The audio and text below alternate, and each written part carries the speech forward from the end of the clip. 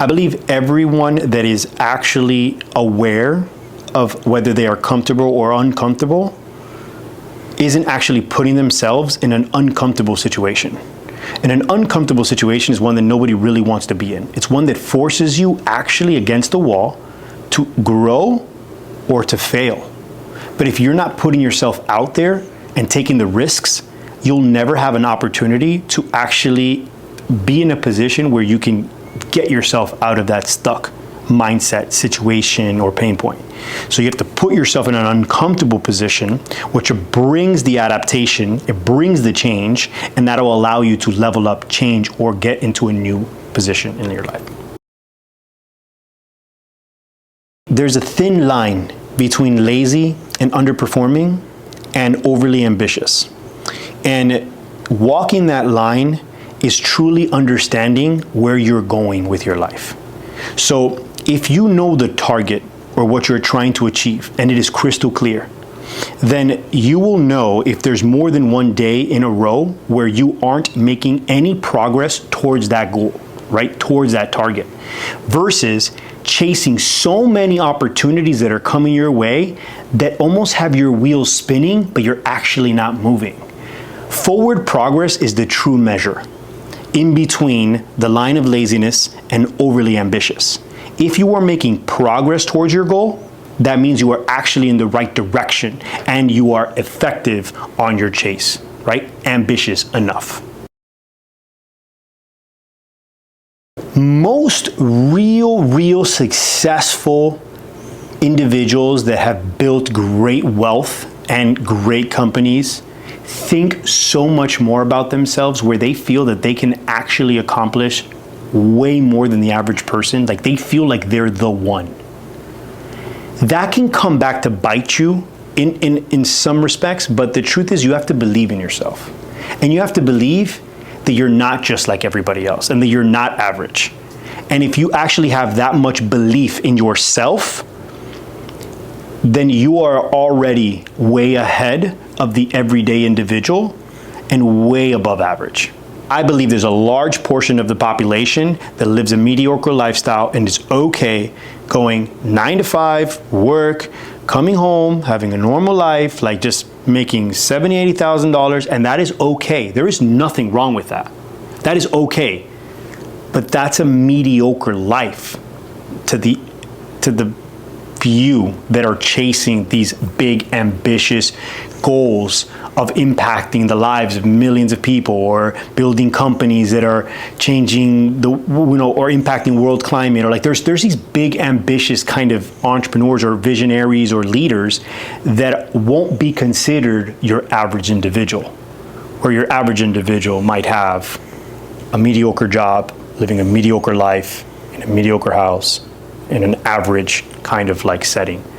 So there is very few that kind of chase this top tier, and that's why there is, the difference between the 1% or the 1% of the 1%. Not everybody wants to chase these ambitious dreams and goals that I might be chasing.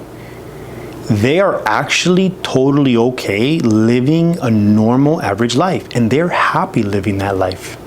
They want to be a teacher that is impacting kids' lives on a daily basis, making $40,000 a year, and that is something that brings joy to their life. And if you're truly happy with that life, I applaud you, because you actually are happy living your life, and no one should tell you how to live your life. Now, if you are in a situation where you actually hate your job, your life, your setting, the people that are around you and all that, and you don't do anything about it, that is where I start to get, hey, maybe you need to wake the fuck up. But I'm okay with the person that is okay and happy being and living an average lifestyle, because I believe that everybody should have the right to decide and live the life that brings true joy and fulfillment to them. And I had to learn that, because I thought everybody was on this journey of trying to be the best possible version of themselves, whether it was fitness, mind, body, and everybody's like aspiring to that like high level. That's not the case. There's very few and in between. When I was in my darkest place, in this journey of entrepreneurship and life, it was when I truly felt like I had lost my purpose. Not even so much that I had experienced a failure in the path. It was that I didn't feel like I was worthy on my journey, or that I wasn't adding the value to my life. And I just felt like worthless. And that only happened when I had felt that I built a company that I no longer even knew and loved, and I just found it like I just didn't get nothing out of it. And then I had this like health issues with my wife at home, and I felt like our relationship wasn't as strong as it should have been because I wasn't there for her and my newborn. And like I just felt lost because I wasn't winning, right? And my purpose wasn't clear. And looking back now, what keeps you moving when you're in a really dark place, aside from the fact that you should never give up? And I think that that's one of those things that like it's hard when you're like down in the gutter, but like at day one out of the gutter might be like just one step forward, just one little thing out. But as you stack those days, like you start to pull yourself out and you start to get yourself, you just can't quit, right? You know, never giving up. But the way to get out of a dark place is to know that everyone experiences a low point in their life, and that this might be your low point, and that there's only up from here. And if you can see just a little bit of positivity and light, and it does help that I'm a very positive person and I will always look at the glass half full. It's just how I look at life. I think that you are able to switch any negative down in the dark kind of situation and see that you're only in there for a short period of time. And what you need to do is start to move in a one step at a time forward to get yourself out of that situation and put yourself in a really good situation. So to summarize that, if you're in a dark spot in your life and you don't know what you should be doing or where you're going, or you just feel worthless, just know that you might be in the same situation as a lot of other people that just haven't figured it out yet. And all you have to do is take one step forward and know that tomorrow's going to be a better day, and try to align and see the life you want. If you can see it clearly, like that perfect life, and you can visualize it, see it, and feel it, it'll start to stack and pull you into the right direction. But you need to see it first. Everybody's like, hey, how you doing? And I'm like, I'm alive and I'm breathing. Life is good. Like that's my thing. So when people ask me how I'm doing, that's it. I'm alive, I'm breathing, life is damn good, and I'm healthy. I'm healthy, right? Like if you're healthy and you have life, man, you see how quick like life turns around for people, and you guys have probably all experienced it, but like you're good one day, next day something happens and like shit. So life is very, very fragile. The only thing I really care about, like if it was me sitting there on my deathbed and I'm looking over, is that I felt that I impacted people in a way that they truly love me. And like that my friends, my family, the people that are there truly, genuinely love me. And I made a positive impact in their life. Because the saddest thing is having all the wealth in the world, being there with nobody around you and nobody by your bedside. That is the saddest thing. Because it don't fucking matter how much money you make, or how much success you had, or what companies you built, or what you sold. None of that matters. But if you don't have the people that are right by your side that love you genuinely, I think you're broke. You have another life that you're responsible for. And in that journey of that life growing up, you just need to lead by example. And you should be the person they look up to. You should be their hero. And if you do a good enough job at that, it's very rare that that person turns out to be a degenerate or a piece of shit. Because if you're constantly chasing what it is that you believe is true excellence, and you're leading by example, and you're giving it your best, you will be shocked that the majority of kids that are out there today will be completely different. Because I think the one thing that's happening today in society is that kids are soft. And I grew up in a completely different world. Got my ass whooped. But I learned some good, valuable lessons along that journey. And I learned what to do and what not to do. And respect, like just something as simple as respecting people, is so critical in today's age, where I look at these videos and hear these stories, and it's like girls and boys going and disrespecting elderlies in like grocery stores and stuff, and running into them or filming TikTok videos, and it's sad. Like, you're disrespecting another human, and I find that so sad. And that all comes down to parenting.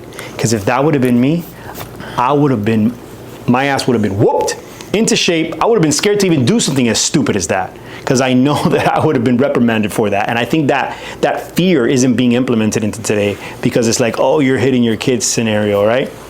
I mean, I think that just builds softness. I believe that I'm a true example of that, having a real solid support system, a rock, a woman that is there for you on your journey and genuinely supports you on your journey, could be a positive. And the reason I say that is because if you take all the time that it takes and the effort that it takes to actually going out, finding relationships, setting up playing the game, right? Like, think about all that time that it takes to play the game, to get the girls, to then somewhat be on that same roller coaster ride over and over and over again, right? Is it fun? Yeah, it might be damn fun. But when you're looking at, is it directly driving you towards or against the effort you're putting into building your company, your business, etc., I believe that it's time suck in the opposite direction. Because if all I had to focus on every single day was waking up, I knew I had a great support system that was, behind me, and all I had to do was go execute on my craft and build my company and build my businesses, how much more time do you have dedicated to that, right? And when you come home, what are you doing? You're coming home, you're set, you're happy, and on to the next. So for me, having a real strong support system, having a wife, having that family, that is a support and a foundation that I could build off of without, bringing any time suck or drain the other way. So I believe it's a positive. So here's the thing with TV. I don't spend a lot of time watching TV. Right? I couldn't tell you what shows were on, what sports were on. I don't even know when people are playing. Like, I don't spend a lot of time into that. But that's probably because I'm just not a true sports fan at that level. I love football, and I love getting together with like my friends and watching football on a Sunday. Like, that brings me joy. But it's more because of the ambiance, the setting, and the experience than actually watching sports or sitting there for X amount of time every night trying to stay on top of track of, who's being drafted and what is the top, like all these things that are happening within the sports ecosystem for you to stay in the know, right? But if you're truly passionate about sports, or you're truly passionate about that world, then I feel like you should somewhat be in that world. Right? If you're spending that much time watching sports, watching TV and all that, are you within that world from a business perspective or your career path or something? Like, are you in that world at all? And if you're not, well then, what value is it adding back into your life? And if you feel that watching sports allows you to disconnect from the daily mindset of chasing or grinding or whatever, and it's a recharge position for you, something that brings you true joy and happiness, then absolutely you should be watching your sports. Because you don't want to be in a position where you're constantly just draining the battery without having an ability to recharge. So for some people, sports is that recharge. They're sitting at home, they're watching their sports at nighttime or whatever it is, and that's recharging their batteries, right? So I see it more as to, is sports draining or helping you rebuild that energy that you need to chase your true mission in life? I believe that the pursuit of success for the very few who are driven, and success can look different for different people, ends up being a lonely journey, because only you see it the way you're seeing it. And for someone to experience, have the feelings, and see it the way you do, is very rare. That's usually when you're in a partnership relationship or partners in a company and you're on a journey together. That does help the journey, because when I'm going through a hard time, you're going through a hard time, and we're going through a hard time together, right? So, and that's where I believe business in general has been okay to support that loneliness journey by having more than one person to share the pain along the journey.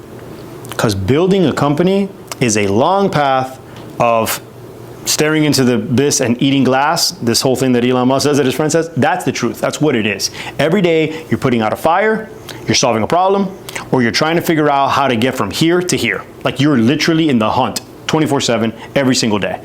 So I believe that it is a lonely journey, but not because you're at it alone, but because only you see it the way that you're seeing it, and it's really hard for other people to relate to that. And so for that, I think it's somewhat of a lonely journey. I believe that now, and you can't really get into the whole thing of like restricting the youth from technology, and you can, right? But I believe that they need to be exposed with limits in order to be along for the educational experiences that the digital world is currently placing on the youth.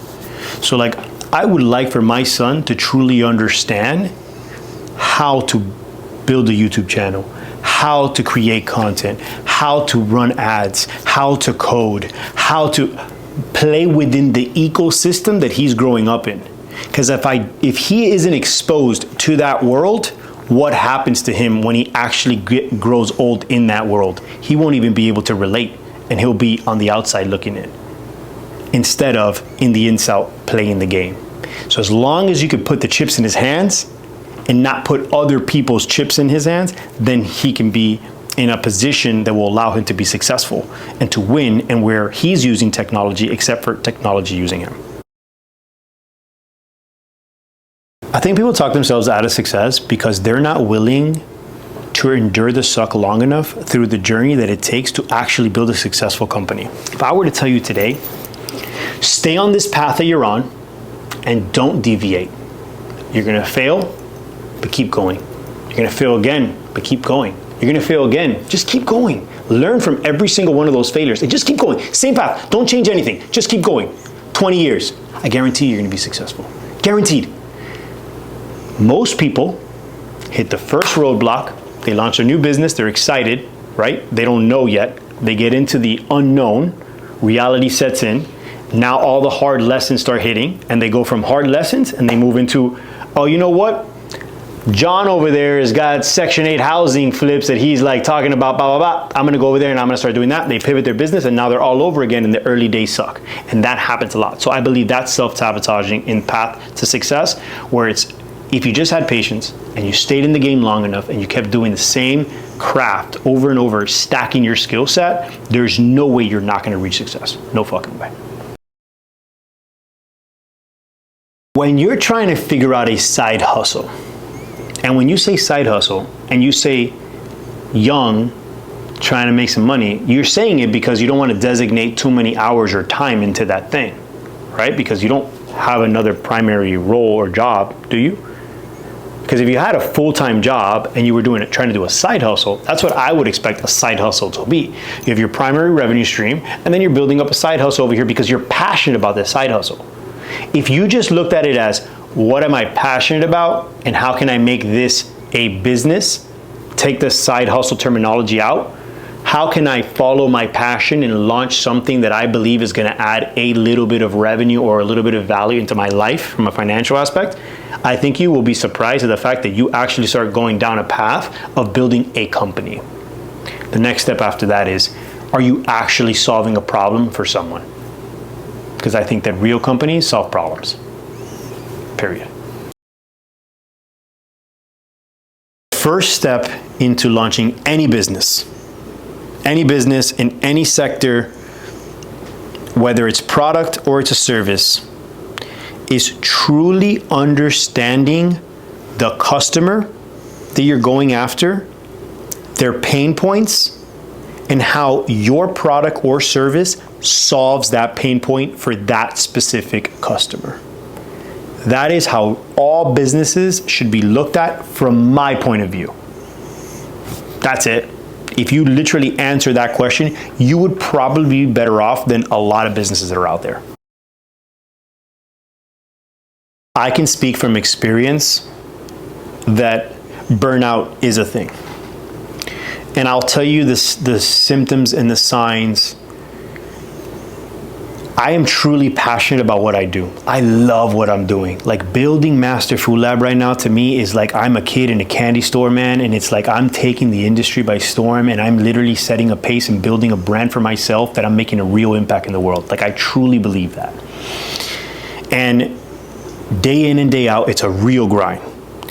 And if I'm on that too many days in a row, usually it's weeks in a row, where it's burning like early morning, grinding till 7, 8, 9, 10 o'clock at night, getting home late, waking up early, going home late, and I do that for too many days in a row, too many weeks in a row, I noticed that like I can't even think straight from a clarity perspective, and that my desire for my craft diminishes. I'm not as passionate and hungry and as positive towards the same thing. Nothing changed from 2 weeks ago to this week, right? Except for 2 weeks of hardcore, non-stop business that I didn't go spend time with family and friends, that I didn't do the things that recharged me. And that's why I always look at my day as like a balance between positive gains on energy and negative drains. And so too many days where it's just draining, right? Lead to burnout. You have to balance a way for you to recharge the things that bring joy into your life, right? And those things could be as simple, I just like to wake up in the morning and have a coffee sitting outside for 30 minutes before I start my day. They can be simple things, but not, or working out, right? Like working out for me is my thing. If I go a week and a half with no workout, high levels of stress, crazy long hours, I get very close to, and I won't say I burn out, but I would say that it's like I start getting very close to like low energy, low battery, diminishing, gains.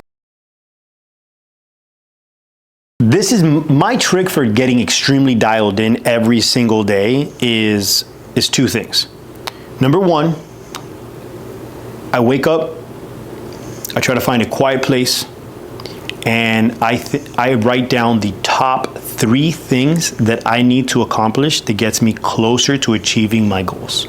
Top 3 for the day. Then I go deep in visualization of each one actually happening and the steps that it took to actually complete it.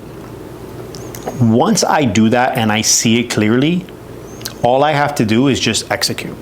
And so by setting and truly understanding what you have to achieve, even if it's just the top 2 or 3 list, you're already halfway there, because now you just have to go execute. I'm a big believer in that actions speak louder than words. And it is okay to tell a few people your dreams. They're not going to see it the way you see it, nor even care. They might. But one thing that telling others does for you is that it keeps you accountable to executing and actually doing the work to make that a reality. Whether you're looking at it from a negative point of view where they're like, they doubt me or I want to prove them wrong, that might come from a negative place, but that's still a motivator. So there is a positive if you use it for fuel on your journey. I don't see a scenario where negative self-talk is actually a positive on your journey. I believe you should do the opposite. I believe you should hype yourself up. You should talk to yourself the way that you view yourself. You should view yourself as respected in your craft. You should view yourself as someone who is achieving the things they want out of life. You should view yourself as someone that gets shit done. And if you look at yourself in a positive light, then negative self-talk only pulls you in the other direction. Unless, It's a big unless you gain positive energy from the negative self-talk in a way that only snaps you out of a negative situation.